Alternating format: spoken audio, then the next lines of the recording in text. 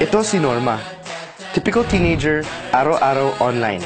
Post ng pictures nila ni Kuya. For their third monthsary, gumawa si Norma ng couple account nila ni Kuya sa IG. To date, may 8,000 followers na sila. Then one day, bigla siya nagkasakit.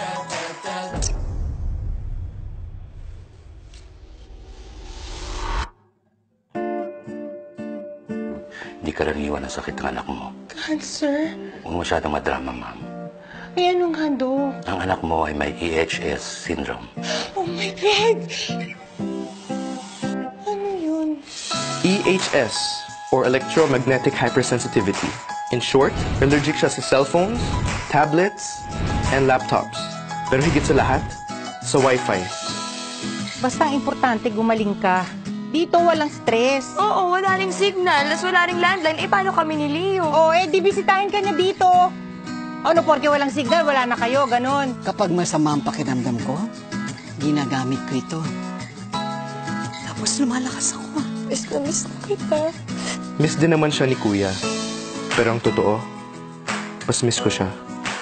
Isipin mo na lang na para kayong may long-distance relationship ni Kuya. Pwede kayong magsulatan. Norma, nasulat ka. Galing ka, Leo. Finarge mo yung penmanship ng kuya mo? Eh, ano bang gusto mong ma-achieve dyan sa ginagawa mo, ha? Ano mo? Niloloko mo lang si Norma. Kesa ma-depress siya, sumasabla ako para kay Kuya habang busy siya. Wow! Sumasab! O sumisingit?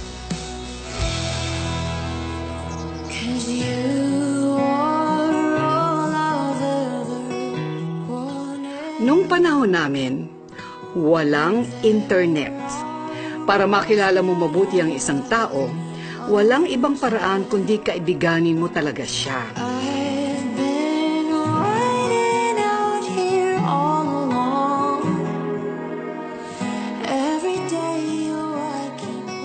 Puti pa ang constellations.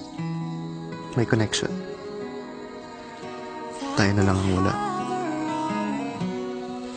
Tang ina, ang corny mo.